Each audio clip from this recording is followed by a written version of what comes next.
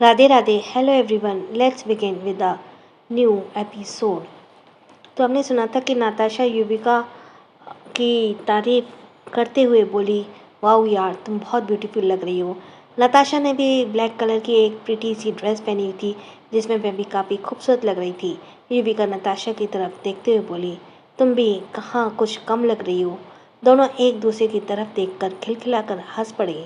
दोनों की बातों से लग रहा था कि दोनों ही इस बारे में अनजान थे कि युवान और वह दोनों भाई बहन हैं। युविका से बातें करते हुए नताशा का ध्यान सामने युवान की तरफ गया। ये देखकर उसने अपना सिर पकड़ लिया। उसे लगा नहीं था कि युवान यहाँ भी उसे दर्शन दे देगा। वह धीरे से खुद से बोली, ओ गॉड, ये यहाँ क्या कर रहा है। नताशा ने यह बात बहुत धीरे से कही थी, पर फिर भी युविका ने उसे सुन लिया। युविका ने सामने देखते हुए देखा तो ये युवान था। युविका ने मन ही मन सोचा, क्या नताशा और युवान एक दूसरे को जानते हैं। वह नताशा की तरफ देखते बोली, नताशा क्या हुआ, क्या तुम उस लड़के को जानती हो। युविका ने जैसे ही ये कहा, नताशा अपनी बड़ी बड़ी आंखों से युविका की तरफ देखते हुए बोली, अरे जानती हूँ का क्या मतलब है। क्लास में मुझसे उलझे बिना इस लड़के का दिन नहीं कटता। युविका संभालिया नज़रों से नताशा की तरफ देखने लगी तो वह बोली, तुम्हें याद है मैंने एक बाथरूनी लड़के के बारे में तुम्हें बताया था। युविका हाँ में सिर हिला देती है। नताशा बोली, तो बाथरूनी लड़का यही तो है। जैसे ही नताशा ने ये कहा, युविका उसकी तरफ देखते ही रह गई। उसे कभी नहीं लगा था कि उसकी दोस्त उससे जिस लड़के के बारे में बात करती है वो उसका भाई युवान हो सकता है। हालांकि युविका को नताशा के बारे में लड़कों के गुण और युवान के गुण काफ़ी मिलते जुलते से लगते थे, पर फिर भी उसे नहीं लगा था कि नताशा यह युवान के बारे में ही कहती होगी। नताशा की बातें सुनकर युविका खुद से अपने मन में बोली, ओह तो इतने दिनों से नताशा मुझे युवान भाई के बारे में बताती थी। मतलब इस लड़की को पता नहीं है कि हम दोनों भाई बहन हैं। तो अब मैं इसे पता नहीं चलने दूंगी कि हम दोनों भाई बहन हैं। बहुत मज़ा आएगा, हे। युविका मन ही मन हंसने लगी। नताशा की बातों से अब तक युविका समझ चुकी थी कि युवान उसे क्लास में तंग करने का एक मौका नहीं छोड़ता। अपनी बातों से नताशा की इरिटेट करता रहता था। बेचारी नताशा युवान की शिकायतें लेकर उसकी ही बहन के पास जाती थी, पर अब युविका को पता चल गया था कि नताशा जिस नमूने के बारे में बात करती थी उसका भाई युवान है। युविका ने यूं खुद से बातें करता देख नताशा उसके कंधे पे हाथ रखते बोली, युवी तुम क्या सोच रही हो, तुम देख रही हो ना, उसने यहाँ भी मेरा पीछा नहीं छोड़ा। नताशा की बातें सुनकर युविका जोर जोर से हंसने लगी और हंसने का मन कर रहा था, चारों पर वह चाह कर भी ऐसा नहीं कर सकती थी, वरना उसका सीक्रेट खुल जाता। युविका नताशा की तरफ देखते हुए बोली, अरे हाँ यार, वो तो तुम्हारा पीछा करते हुए यहाँ तक आ गया, कहाँ उसे तुम्हारे प्यार तो नहीं हो गया ना। युविका ने यह जानबूझकर नताशा को टीज करने के लिए कहा था। युविका की बातें सुनकर नताशा उसे खा जाने वाली नज़रों से देखने लगी। नताशा बड़ी तरह से घूरती हुई बोली, क्या तुम शुभ शुभ नहीं बोल सकती थी। नताशा का ये रिएक्शन देखकर युविका मन ही मन बहुत हंस रही थी। तभी युविका को लगा कि युवान की निगाहें उसकी तरफ हैं, तो वह जल्दी से पीछे पलट गई और वॉशरूम की तरफ जाने लगी। युवान की निगाहें जैसे ही नताशा पर पड़ी, उसके चेहरे पे एक स्माइल आ गई। वह नताशा की तरफ जाने लगा। नताशा इधर उधर देखने का नाटक करते हुए खुद से बोली, ओ गॉड, ये लड़का मेरी तरफ क्यों आ रहा है, कहीं उसने मुझे देख तो नहीं लिया ना। और ऐन वक्त पर ये युविका कहाँ चली गई। ओ गॉड, ये क्या मुसीबत है। युवान को इग्नोर करते हुए नताशा वहाँ से जाने की कोशिश करती है, पर उससे पहले युवान उसे रोक लेता है और नताशा की तरफ देखते बोला, हे नताशा, मुझे ऐसे क्यों लग रहा है कि तुम मुझे इग्नोर कर रही हो। युवान की बातें सुनकर नताशा का ध्यान अपने आप उसकी तरफ चला जाता है। नताशा की निगाहें युवान पर ठहर सी जाती हैं, क्योंकि आज युवान का लुक उसके कैजुअल लुक से काफ़ी अलग नज़र आ रहा था। इस लुक में वह काफ़ी मैच्योर भी नज़र आ रहा था। नताशा को अपनी तरफ यूँ देखता देख युवान बोला, मैं आज बहुत हैंडसम लग रहा हूँ ना। नताशा खोए हुए अंदाज में हाँ में सिर हिला देती है। फिर उसे रियलाइज़ होता है कि उसने क्या कर दिया। जैसे ही नताशा ने हाँ में सिर हिलाया, युवान खुद पर प्राउड फील करते हुए बोला, आई नो मैं आज बहुत हैंडसम लग रहा हूँ, इसलिए तुम मुझे देख रही थी ना, है ना? नताशा को पता था कि युवान उसे कुछ ऐसा ही कहने वाला है। नताशा ने उसकी तिरछी नज़रों से घूरते हुए बोली, तुम उतने भी हैंडसम नहीं हो। इस बात पर युवान तपाक से बोला, पर अभी अभी तो तुमने कहा था ना कि मैं हैंडसम हूँ। देखो तुम अपनी बात से मुकर नहीं सकती हो, और झूठ बोलना अच्छी बात नहीं होती है। क्या तुम्हारे पेरेंट्स ने तुम्हें ये बात नहीं सिखाई? नताशा अपनी बड़ी बड़ी आंखों से युवान की तरफ देखते हुए अपने मन में बोली, अब इस सब में मेरे पेरेंट्स कहाँ से आ गए? ओ गॉड, सच में इस लड़के के दिमाग में वायरिंग बहुत अलग है। नताशा ने पाया कि युवान उसे एकटक देख रहा है। उसे अपनी तरफ यूं देखता देख नताशा बोली, क्या हुआ, तुम मुझे ऐसे क्यों देख रहे हो? नताशा ने आज ब्लैक कलर की एक खूबसूरत जॉर्जेट की ड्रेस पहनी हुई थी, जिसमें काफ़ी खूबसूरत से छोटे छोटे स्टोन वर्क था। वह लुक में वह काफ़ी खूबसूरत लग रही थी। यूजुअली वह कॉलेज में जीन्स और टॉप में रहा करती थी। उसकी पर्सनैलिटी भी कुछ ऐसी थी जिसे वह क्लास की मॉनिटर लगती थी। सारे प्रोफेसर्स भी क्लास में कोई जिम्मेदारी वाला काम होता था तो उसे ही सौंपते थे। युवा ने उसकी तरफ देखते हुए बोला, तुम इस ड्रेस में बहुत खूबसूरत लग रही हो। युवान के मुंह से अपनी तारीफ सुनकर नताशा अपनी हैरान भरी आंखों से युवान की तरफ देखने लगी। उसे इस बात की हैरानी नहीं थी कि युवान ने उसकी तारीफ की। उसे इस बात की हैरानी हो रही थी, शायद युवान ने पहली बार उसके सामने खुद के अलावा किसी और की तारीफ की थी। नताशा उसको अपनी तरफ यूं हैरान भरी निगाहों से देखते हुए युवान उसके सामने अपने हाथ हिलाते बोला, हे तुम कहाँ खो गई? नताशा युवान की तरफ ही देख रही थी। उसे अपनी तरफ यूं चुपचाप देखकर देख युवान खुद से ही बोलना स्टार्ट करता है। वह उसकी तरफ देखते हुए बोला, तुम्हें नहीं लगता मेरी तारीफ के बदले में तुम्हें मुझे थैंक यू कहना चाहिए? युवान राय सिंघानिया आसानी से अपने अलावा किसी और की तारीफ नहीं करता। नताशा ने बात ज़्यादा ना बढ़ाते हुए की इंटेंशन से युवान की तरफ देखकर धीरे से थैंक यू का और वहाँ से जाने लगी, पर युवान एक बार फिर उसके रास्ते में आ गया। नताशा अब सच में इरिटेट होने लगी। वह युवान की तरफ देखते हुए इरिटेट होते हुए बोली, क्या है युवान, मुझे जाने दो। क्या अभी तुम्हारा कोई बात रह गई है? अगर रह भी गई है तो तुम एक काम करो, उसे कल क्लासरूम में बता देना, तुम्हारा आज का कोटा पूरा हो चुका। युवान बोला, नहीं मुझे ये बात आज ही अभी करनी है। ये बोलते हुए वह काफ़ी सीरियस फेस बनाकर नताशा की तरफ देखता है। उसका ये लुक नताशा को काफ़ी कंफ्यूज कर रहा था। नताशा अपने मन में बोली, इतना सीरियस फेस लेकर ये मुझसे क्या बात करना चाहता है? कहीं युविका की बात सच तो साबित नहीं हो रही? कहीं ये सच में मुझसे प्यार? नहीं नहीं, ऐसा नहीं हो सकता।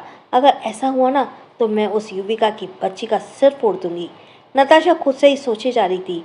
युवा नताशा की तरफ देखते हुए बोला, देखो आज फ्रेंडशिप डे है, इसलिए मैं चाहता हूँ तुम मेरी दोस्त बन जाओ। नताशा ने जैसे युवान के मुँह से ये सुना, उसने राहत की सांस ली। वो बड़ी राहत हुई उसे।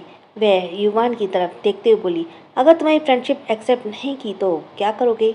इस पर युवान उसे दोस्ती करने के फ़ायदे बताते हुए बोला, देखो मुझसे दोस्ती करने का बहुत फ़ायदे हैं।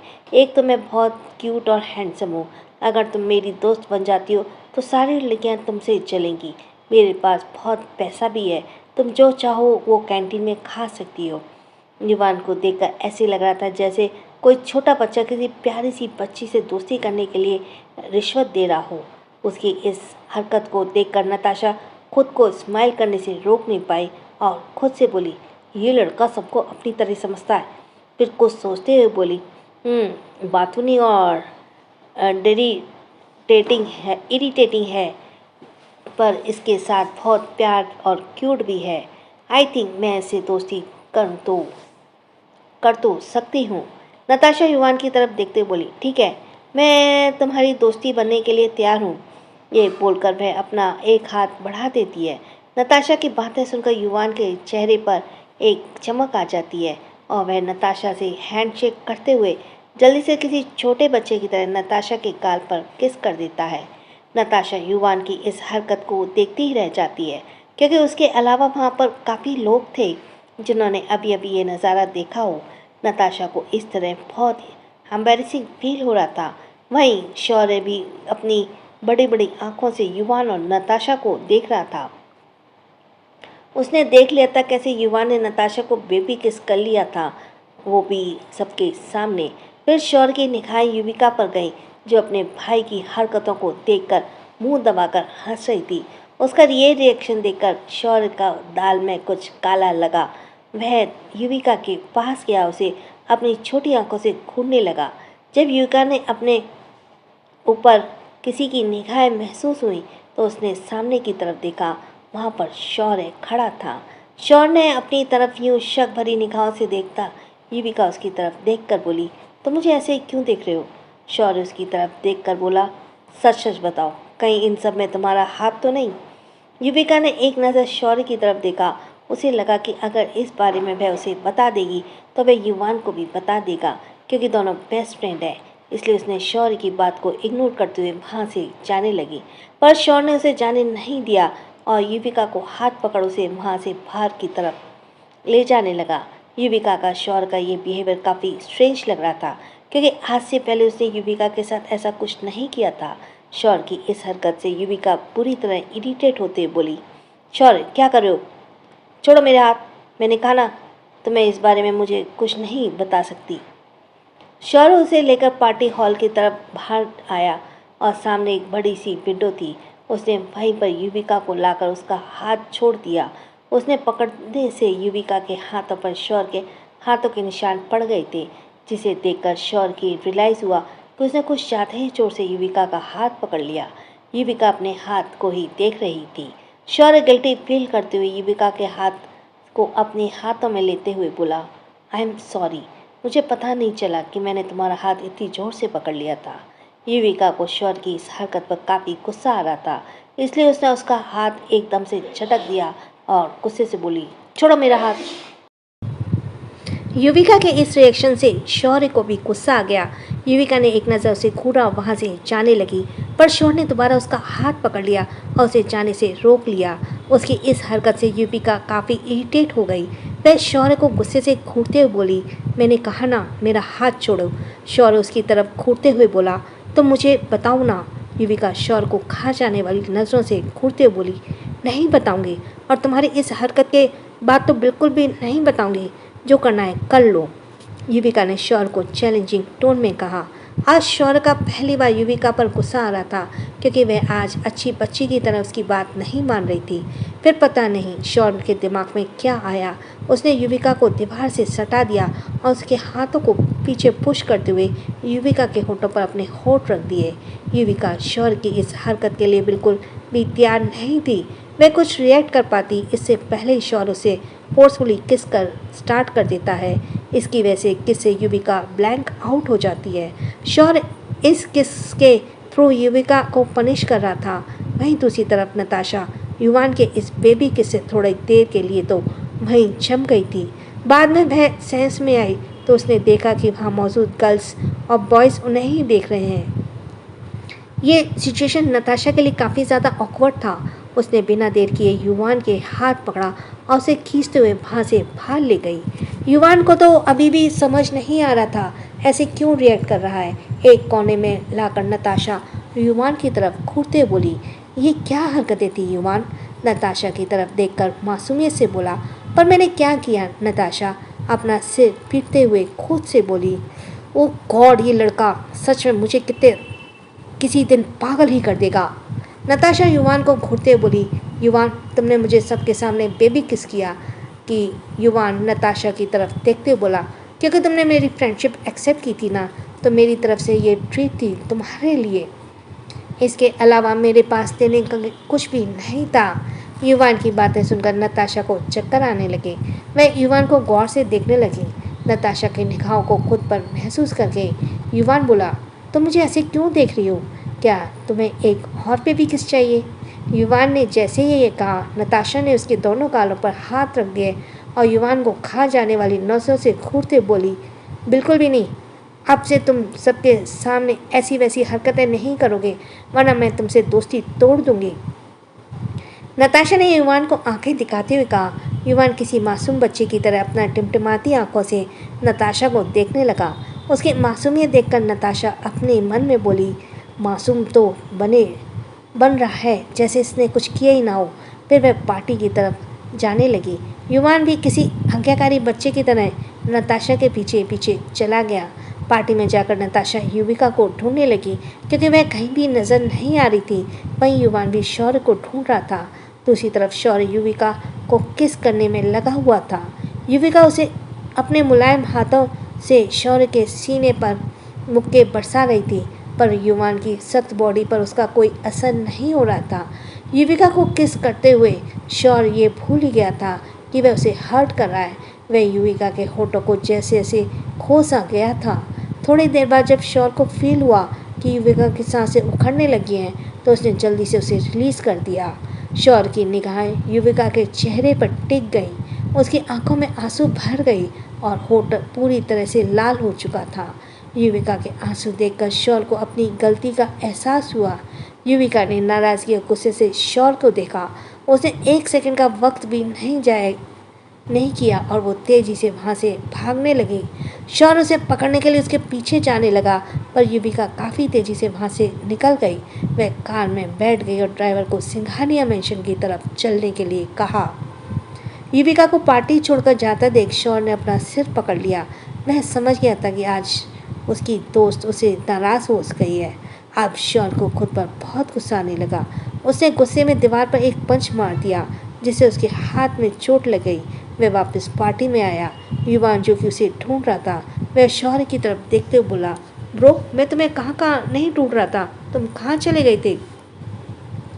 युवान की बात सुनकर शौर्य उसे गुस्से से घूरते बोला, तेरी वजह से मेरी युविका मुझसे नाराज़ हो गई। ना तो तू नताशा को बेबी किस करता और ना ही मैं इस बारे में युविका से पूछता। शौर्य को अपनी तरफ यूं गुस्से से घूरता देख युवान बोला, ब्रो, तुम मुझे ऐसे क्यों घूर रहे हो? तुम्हारे चेहरे पर बारह क्यों बज रहे हैं? और युविका कहाँ है? कहीं दिखाई नहीं दे रही है। शौर्य खुद से कोसते हुए अपने मन में बोला, तुम्हारी बहन मेरी वजह से नाराज़ हो गई है, पर मैं नाराज़गी की वजह तुम्हें नहीं बता सकता, वरना तुम मार मार कर मेरा भरता बना दोगे। मुझे याद है जब हम सेकंड क्लास में थे और एक लड़के ने तुम्हारी बहन के गाल पर छोटी सी बेबी किस क्या कर दी थी।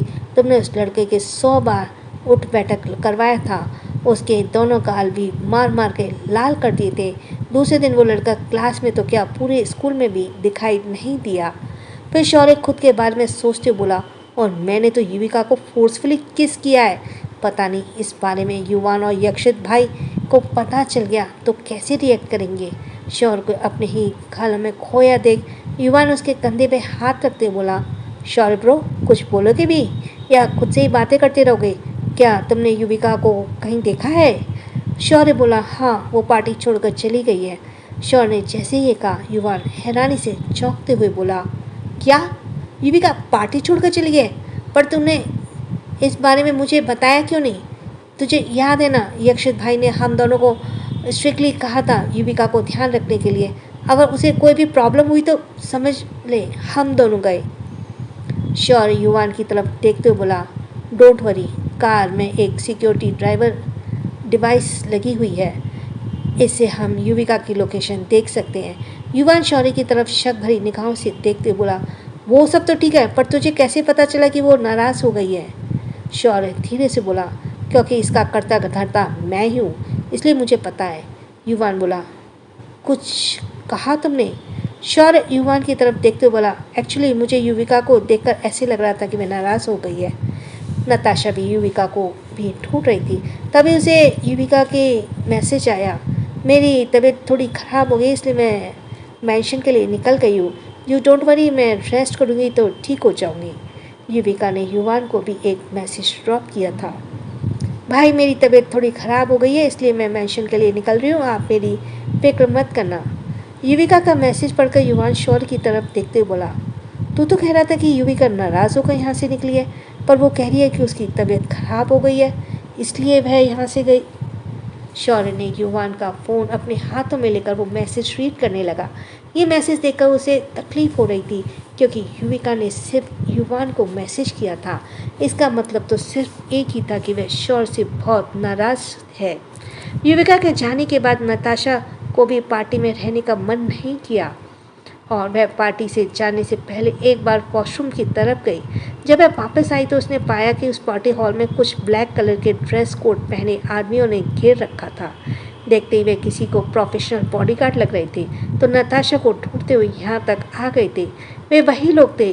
जब नताशा ट्यूशन क्लासेस से वापस आ रही थी तब उसका पीछा कर रहे थे। उन बॉडीगार्ड में से एक बॉडीगार्ड ने सबको हेड लग रहा था। वह गौर से वहाँ मौजूद सभी लोगों को स्कैन कर रहा था। वह अपने फ़ोन से एक तस्वीर लिए हुए था। वह उस तस्वीर को वहाँ मौजूद लोगों में मैच करा रहा था। तभी एक बॉडीगार्ड आया। उसने हेड से बोला, सर वो लड़की यहाँ पर मौजूद नहीं है। उस बॉडीगार्ड की बात सुनकर उसका हेड गुस्से से बोला, ऐसे कैसे हो सकता है? हमें खबर मिली है वो लड़की इसी पार्टी में आई है। उसका बॉडीगार्ड बोला, सर नताशा देवान नाम की लड़की इसमें से कोई भी नहीं है। नताशा ने जैसे उस बॉडीगार्ड के मुंह से अपना नाम सुना वह हैरान रह गई। उसे समझ नहीं आ रहा था कि किसी के बॉडीगार्ड उसे क्यों ढूंढ रहे होंगे। नताशा एक समझदार और बहुत बहादुर लड़की थी। ऐसी सिचुएशन में डरना उसकी फितरत में नहीं था। वह समझ चुकी थी कि वजह चाहे जो भी हो, इस सिचुएशन में यही ज़रूरी है कि उन लोगों के हाथ ना लगे। वहीं वहाँ पर यक्षित के बॉडीगार्ड भी थे और वे बाहर मौजूद थे। अंदर की सिचुएशन को उन्हें कोई अंदाज़ा नहीं था क्योंकि ये बॉडीगार्ड होटल के मेन एंट्रेंस से अंदर नहीं आए थे। शौर और युवान भी वहीं पर मौजूद थे। युवान शौर के कानों में फुसफुसाते बोला, ब्रो ये यहाँ क्या हो रहा है? शौर युवान की तरफ देखकर फुसफुसाते बोला, ब्रो ये बॉडीगार्ड यहाँ पर किसी लड़की को ढूंढ रहे हैं। उन्हें शक है कि वो लड़की यहाँ पर आई है। तभी युवान की निगाहें नताशा पर गई जो वहाँ मौजूद नहीं थी। वह धीरे से सरकते हुए उन बॉडीगार्ड्स की निगाहों से बचकर नताशा के पास चला गया। युवान ने अपनी तरफ आता देख नताशा ने एक बार फिर अपना सिर पीट लिया। नताशा युवान को लेकर झट से वहाँ से वॉशरूम की तरफ चली गई। वह अपनी धीमी आवाज़ में फुसफुसाते बोली, तुम यहाँ क्या करो? अपने साथ साथ सबको मरवाओगे क्या? यहाँ मौजूद सारे बॉडीगार्ड्स के हाथों में गन थी, इसलिए किसी की भी हिम्मत नहीं थी कि वे उन्हें कुछ पूछ पाए। युवान नताशा की तरफ देखते हुए बोला, तुम यहाँ हम सबके साथ नहीं थी, इसलिए मैं तुम्हें देखने इधर आ गया। वो लोग किसी लड़की को ढूंढ रहे हैं। तभी नताशा को याद आया कि युवान के बॉडीगार्ड भी होटल के आसपास मौजूद हैं। युवान ने ही उसे इस बारे में बताया था। नताशा फुसफुसाते बोली, तुम कह रही थी ना कि तुम्हारे बॉडीगार्ड भी यहाँ पर मौजूद हैं? युवान ने हाँ में सिर हिलाते बोला, हाँ वो भी यहाँ पर हैं। तुम कहो तो क्या मैं उन्हें ऊपर बुला लूँ? नताशा ने कुछ सोचा और ना में सिर हिलाते बोली, अभी नहीं, शायद हमें थोड़ा इंतज़ार करना होगा। हमारी एक भूल हमारी सारी ज़िंदगी पर भारी पड़ सकती है। तभी नताशा को कुछ कदमों की आहट हुई। उसने जानबूझकर वॉशरूम का दरवाज़ा बंद नहीं किया था ताकि उन्हें उन पर शक न हो। नताशा ने युवान को लेकर दीवार से एकदम चिपक गई। इस बार नताशा के लिए खुद को और युवान को बचाना जरूरी था। वे समझ गए थे कि अगर वे पकड़े गए तो दोनों की जान खतरे में पड़ जाएगी और नताशा ऐसा होना नहीं देना चाहती थी। कुछ बॉडीगार्ड्स वॉशरूम में भी घुस गए। इस वक्त नताशा और युवान दोनों अपनी सांसें रोके हुए थे। दोनों एक दूसरे के बेहद पास थे। युवान एकटक नताशा को तरफ देख ही रहा था। नताशा को इस वक्त किसी की सबसे ज़्यादा फिक्र थी तो वह युवान की थी। वह जानती थी युवान इस शहर के सबसे अमीर और पावरफुल आदमी यक्षित राय सिंघानिया का छोटा भाई है। अगर उसे आज एक खरोंच भी आ गई तो पूरे शहर में तहलका मच जाने वाला था। नताशा को युवान की सच में बहुत फिक्र थी, इसलिए वह उसे प्रोटेक्ट करने की पूरी कोशिश कर रही थी। जैसे ही वे बॉडीगार्ड वहाँ से निकल गए, नताशा ने बहुत ही स्मार्टली वहाँ पर रखी एक शो पीस उठाकर बाहर जाने वाले दरवाजे की तरफ फेंक दिया ताकि उन्हें ढूंढने वालों को ऐसा लगे उस रास्ते से भाग गई है। नताशा ने अपनी एक सैंडल वहाँ पर पहले ही रख दी। नताशा के इस सूझबूझ पर शार्प माइंड को देखकर युवान उसकी तरफ देखता ही रह गया। थोड़ी देर बाद वो बॉडीगार्ड्स वापस उस हॉल में आ गए। एक बॉडीगार्ड अपने हेड की तरफ देखते हुए बोला, सर शायद वो लड़की पहले से यहाँ से निकल चुकी है। उसका हेड बॉडीगार्ड पर अपना गुस्सा निकालते हुए बोला, चुपचाप ढूंढो उसे, याद रखो अगर इस बार भी हम कामयाब नहीं हुए तो बॉस हमें जिंदा नहीं छोड़ेंगे। ये सारे बॉडीगार्ड जल्दी में वहाँ से निकल गए। युवान कुछ सोचकर नताशा की तरफ देखते हुए बोला, क्या वो लोग तुम्हें ढूंढ रहे थे? नताशा युवान की तरफ देखते बोली, शायद हाँ। युवान ने फिर कुछ नहीं पूछा। थोड़ी देर में बॉडीगार्ड वहाँ से निकल गए। नताशा को जब तसल्ली हुई वे दोनों वॉशरूम से बाहर आ गए। उन आदमियों के जाने के बाद पार्टी हॉल में कोई नहीं रुका। सब डर के मारे वहाँ से अपने अपने घरों के लिए निकल गए। युवा नताशा की तरफ देखते बोला, चलो मैं तुम्हें तुम्हारे घर ड्रॉप कर देता हूँ। नताशा ने भी हाँ में सिर लाया, लेकिन इस वक्त उसका अकेले जाना सेफ नहीं था। अगर वह युवान के साथ जाएगी तो पूरी सिक्योरिटी उसके साथ रहेगी। शौर्य दूसरी कार में ओबरॉय मैंशन के लिए निकल गया। वह रास्ते पर बस युविका के ख्यालों में था। उसे युविका की बहुत फिक्र हो रही थी। युवान और नताशा युवान की कार में थे। ड्राइवर कार ड्राइव कर रहा था। कार के अंदर बहुत खामोशी छाई हुई थी। हर वक्त कुछ ना कुछ कहने वाला युवान भी आज काफ़ी शांत लग रहा था। आखिर में उसने चुप्पी तोड़ते हुए कहा, क्या तुम जानती हो वो लोग तुम्हारा पीछा क्यों कर रहे थे? युवान ने जैसे ही ये सवाल किया, नताशा ने कुछ क्लिक हुआ। आज शाम को जब वह ट्यूशन क्लासेस देर वापस आ रही थी, उसे अपने ऊपर किसी की नज़र फील हुई। शायद ये अभी उसी ऑर्गेनाइजेशन के आदमी रहे होंगे जो उसे ढूंढते ढूंढते पार्टी हॉल तक पहुंच गए थे। पर नताशा को ये समझ नहीं आ रहा था कि कोई उसे आखिर क्यों ढूंढना चाहता है। नताशा को कोई सॉलिड रीज़न नज़र नहीं आ रहा था। नताशा युवान की तरफ देखते बोली, नहीं मुझे नहीं पता। इनके आगे युवान ने भी कुछ नहीं पूछा। नताशा भी कुछ सोचने में लगी हुई थी कि आखिर ये कौन हो सकते हैं। वह अपना पास्ट लाइफ को एक एक करके रिमाइंड करने लगी ताकि उसे कुछ क्लू मिल जाए, पर बहुत सोचने के बावजूद भी उसे कुछ पता नहीं चला। थोड़ी देर में नताशा को घर आ गया। नताशा को कार रोकने को कहा। वह युवान को बाय करके कार से उतर गई। युवान नताशा के घर को ध्यान से देखने में लगा हुआ था। नताशा ने भी नोटिस किया और मन ही मन बोली, ये मेरे घर को ऐसे क्यों देख रहा है? कहीं इसका प्लान मेरे घर पर डेरा जमाने का तो नहीं है ना? मैं कुछ ज़्यादा ही सोच रही हूँ, पर इस युवान का कोई भरोसा भी तो नहीं है। इससे पहले ये कुछ कहे मैं जल्दी से चली जाती हूँ। नताशा अपने घर की तरफ कदम बढ़ाई रही थी कि युवान उसे रोकते बोला, नताशा। नताशा के कदम वहीं थम गए। उसे डर लगने लगा कि कहीं युवान घर के अंदर आने की जिद ना करे, पर उसने अपनी एक्सपेक्टेशन के उलट जवाब दिया, गुड नाइट, मिलते हैं कल कॉलेज में। नताशा ने भी धीरे से गुड नाइट कहा और घर के अंदर चली गई। नताशा के जाने के बाद युवान भी सिंघानिया मैंशन के लिए निकल गया। वहीं एक कमरे में बालकनी में नताशा की बहन आबिका उसे घूर घूर कर देख रही थी। उसने देखा कि कैसे नताशा एक लग्जरियस कार से बाहर आई। उसने मन ही मन राय बना ली कि नताशा का कोई बॉयफ्रेंड है जो काफ़ी ज़्यादा अमीर है, और नताशा की किस्मत में से जलन हो लेने लगी। दूसरी तरफ युविका भी मैंशन पहुंच चुकी थी। वह आज काफ़ी गुस्से में लग रही थी। वह कार से उतरकर मैंशन के मेन दरवाजे से होते हुए अंदर की तरफ जाने लगी। इस वक्त यक्षित अपने कमरे से बाहर कॉरिडोर में था। वह अपने किसी क्लाइंट से बात कर रहा था। कमरे में उसकी वाइफ और दो नन्हे से बच्चे आराम से सो रहे थे। वह उनकी नींद खराब नहीं करना चाहता था, इसलिए वह कॉरिडोर में आ गया था। यक्षित की निगाहें युविका पर पड़ी। उसे अकेले और उसके चेहरे पर नाराज़गी देखकर यक्षित की आंखें छोटी हो गई। उसने युवान और शौर्य को अच्छे से इंस्ट्रक्शंस दिए थे कि वे युविका का ध्यान रखें, पर युविका के फेस एक्सप्रेशन देखकर यक्षित को कुछ ठीक नहीं लग रहा था। युविका अपने कमरे की तरफ चली गई।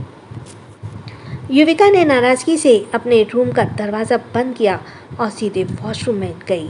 अपने कपड़े रिमूव करके वह सीधे बाथटब में बैठ गई।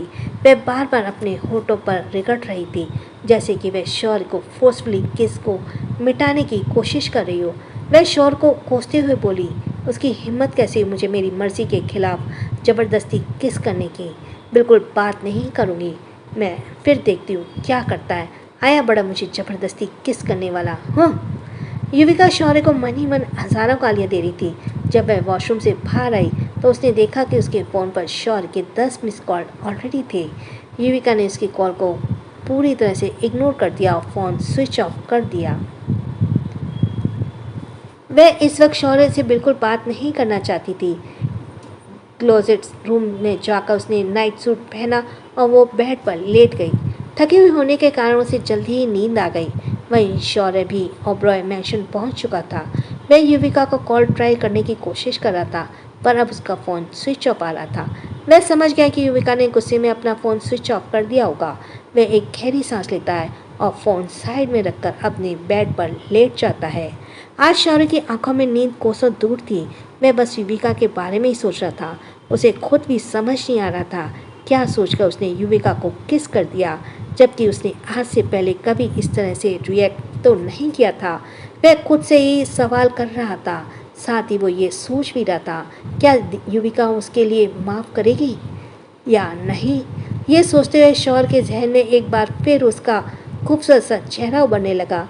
वह आज कितना ज़्यादा प्यारी और खूबसूरत लग रही थी।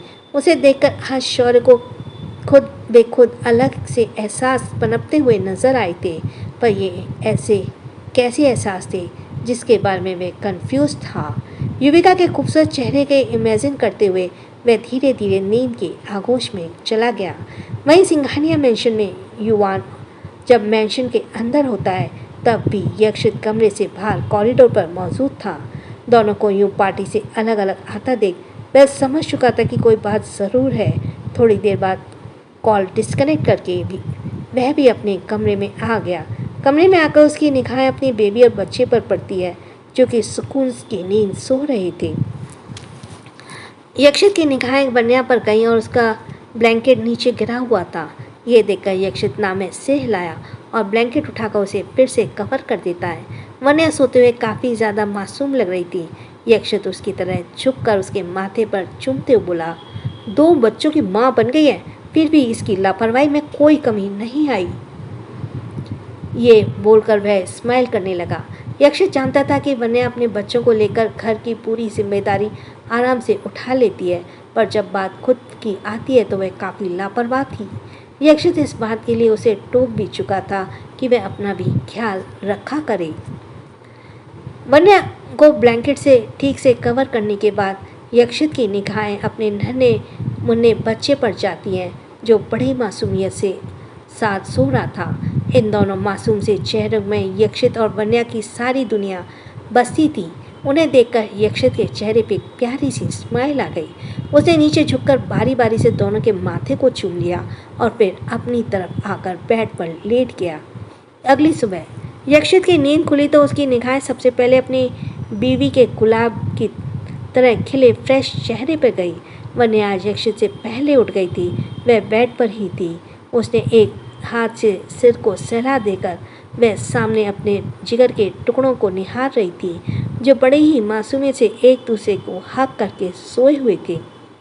यक्षित ने वन्या की निगाहों के पीछा किया तो उसके चेहरे पर भी एक स्माइल आ गई। उसने नीचे झुककर नन्हे वेद और नन्ही ईशानी के गुलाबी गालों को प्यार से चूम लिया। अपने डैडी के किस करने पर नन्ही ईशानी हलचल करने लगी। वन्या नन्ही ईशानी के पेट पर थपकी देते हुए यक्षित की तरफ देखकर फुसफुसाते हुए बोली, आराम से। अपनी मम्मा को थपकी पाकर नन्ही ईशानी आराम से सोने लगी। दोनों बच्चों को सुकून से सोता देख यक्षित के फेस पर एक शरारत भरी स्माइल आ गई जिसे वन्या नोटिस नहीं कर पाई क्योंकि उसका पूरा ध्यान तो इस वक्त दोनों बेबीज पर था। यक्षित ने बड़े आहिस्ता से वेद को नन्ही ईशानी के साइड में सुला दिया और साइड से पिल्लो लगा दिया ताकि वे नींद में लुढ़क कर गिर ना जाए। नन्हा वेद अपनी छोटी बहन को हक करके सो रहा था जैसे कि वह उसे प्रोटेक्ट कर रहा हो। यक्षित जल्दी से वन्या के पास आ गई। वन्या अपनी बड़ी बड़ी आंखों से यक्षित की हरकतों को देखने लगी। वन्या उसकी तरफ देखते हुए बोली, यक्षित ये क्या हरकतें हैं। यक्षित वन्या के बगल में लेटते हुए उसे निहारने लगा और बोला, आज हमारे दोनों बेबी सुकून से नींद से सो रहे हैं तो क्या ना मौके का फ़ायदा उठाया जाए। यक्षित की निगाहें वन्या के गुलाबी होठों पर थी। वन्या की उसकी इंटेंशन समझते देर नहीं लगी। इससे पहले कि वन्या कुछ कहती यक्षित उसके गुलाबी होठों को अपने अंगूठे से सहलाते हुए धीरे से बोला, लेट्स डू इट वाइफी। वन्या अपनी बड़ी बड़ी आंखों से यक्षित की तरफ देखते हुए बोली, यक्षित अभी नहीं, बच्चे सो रहे हैं। यक्षित वन्या की तरफ देखते हुए बोला, बच्चे सो रहे हैं इसलिए तो कह रहा हूँ, वरना तुम तो हमेशा अपने बच्चों से ही बिजी रहती हो, मेरी तरफ तो देखती ही नहीं। यक्षित ने शिकायती लहजे में कहा। उसका कहना गलत नहीं था। वन्या का दिन बच्चों से शुरू होता और बच्चों पर ही खत्म होता था। यक्षित वन्या की तरफ देखते हुए बोला, वाइफी आज तुम्हारा कोई बहाना नहीं चलेगा, तुम्हें मेरी इच्छा पूरी करनी पड़ेगी। यह बोलकर वह बच्चों के चारों तरफ पिल्लो सेट करके वन्या को अपनी गोद में उठाकर कमरे से बाहर एक दूसरे कमरे में, जो कि नन्हे वेद के बगल में ही था, वहां पर ले जाता है। वन्या को बेड पर सुलाकर वह कमरे का दरवाज़ा बंद कर देता है। यक्षित की उतावलापन देखकर वन्या समझ गई थी कि यक्षित आज रुकने वाला नहीं है, और वह चाहती भी नहीं थी कि यक्षित रुके। आज वह अपने हबी को विश पूरी करना चाहती थी, क्योंकि अब काफ़ी वक्त हो गया था दोनों को करीब आए। यक्षित बेड पर वन्या के ऊपर आ गया। वह अपनी प्यार भरी निगाहों से वन्या को देखने लगा। वन्या कुछ कहने के लिए मुंह खोलने वाली थी, पर यक्षित उसके होठों पर एक उंगली रखकर उसे शांत करते बोला, श्श वाइफी, मुझे चुपचाप अपना काम करने दो। पहले ही बता दे रहा हूँ, आज मैं तुम्हें बिल्कुल भी नहीं छोड़ूंगा। यक्षित की आंखों में खुद को पाने का जुनून देखकर वन्या बोली, यक्षित, बच्चे उठ जाएंगे। यक्षित वन्या के कानों में तरफ झुककर धीरे से बोला, बच्चे नहीं उठेंगे, पर अगर तुमने यहाँ से उठने की कोशिश की तो मैं तुम्हें उठने लायक नहीं छोड़ूंगा। यक्षित की रोमांटिक बातें सुनकर वन्या की धड़कनें तेज हो गईं। यक्षित ने वन्या को मौका दिया और बगैर उसके होठों पर अपने होठ को गिरफ्त में लेकर उसे किस करना स्टार्ट कर दिया। यक्षित की नज़दीकियाँ और को वह ज़्यादा देर तक रेसिस्ट नहीं कर पाई और वह भी यक्षित के साथ देने लगी। यक्षित का साथ पाकर यक्षित और वाइल्ड हो गया। वह पूरी शिद्दत से वन्या के होठों को चूमने लगा। वह उसे इस तरह से किस कर रहा था जैसे कि वन्या को खा जाएगा। फिर अचानक यक्षित ने वन्या के होठों को काट लिया। वन्या की एक जोर की आह निकल गई और उसने यक्षित को खुद से दूर धकेल दिया। वह घूर घूर कर अपनी बड़ी बड़ी आंखों से उसे देख रही थी। यह देखकर यक्षित के फेस पर एक स्माइल आ गई। वह एक बार फिर वन्या के करीब जाने लगा, पर वन्या ने उसके मुंह फेरते हुए कहा, आप काटते क्यों हैं? मुझे दर्द होता है। यक्षित वन्या की कमर पर हाथ डालकर उसके बालों की खुशबू लेते बोला, वाइफी, अब तुम ही दो इतनी टेस्टी की, तुम्हें टेस्ट किए बगैर मुझे चैन नहीं मिलता। ये बोलकर वह वन्या के बालों को साइड में करते हुए उसकी नेक पर अपनी गर्म होठ फिराने लगा। यक्षित की ये सिडक्टिव हरकत वन्या के दिल में हलचल पैदा करने लगी। काफ़ी था। यक्षित पूरी शिद्दत से वन्या की नेक को चूमने में लगा हुआ था। वन्या के हाथ इस वक्त यक्षित के बालों पर चल रहे थे। यक्षित उसे बहुत डीपली किस कर रहा था। उसे वन्या के कपड़े बहुत डिस्टर्ब कर रहे थे, इसलिए वह वन्या की नाइट गाउन और श्रग को उतार फेंक देता है। अब वन्या की गोरी खूबसूरत बाहें यक्षित के सामने थी। यक्षित वन्या के कंधों को बहुत प्यार से चूमने लगा। अब वन्या उसके दूर जाने की कोशिश नहीं कर रही थी। यक्षित की एक नज़र अपनी वाइफी को देख और खुद को कंट्रोल ना करते हुए वह उससे थोड़ा अलग होकर अपने शर्ट को लूज़ करता है। ये देखकर वन्या शर्म से गुलाबी हो गई। यक्षित ने अपनी शर्ट रिमूव करते हुए वन्या को ड्रेस भी रिमूव कर दी। एक बार फिर से वन्या की खूबसूरत बॉडी किस करने लगा। यक्षित को प्यार भरी छुअन वन्या को बर्दाश्त नहीं हो रही थी। वह आहें बढ़ने पर मजबूर हो गई। उसकी मधोशी भरी सांसें की आवाज़ यक्षित की अपनी तरह बुरी तरह से अट्रैक्ट कर रही थी। वन्या को किस करते हुए थोड़ी ही देर में उसके और अपने बीच बचे कुचे कपड़े भी रिमूव कर देता है। वन्या के किस करते हुए एक बार फिर दोनों एक हो जाते हैं। करीब 2 घंटे बाद यक्षित वन्या से अलग होता है और उसके बगल में लेट जाता है।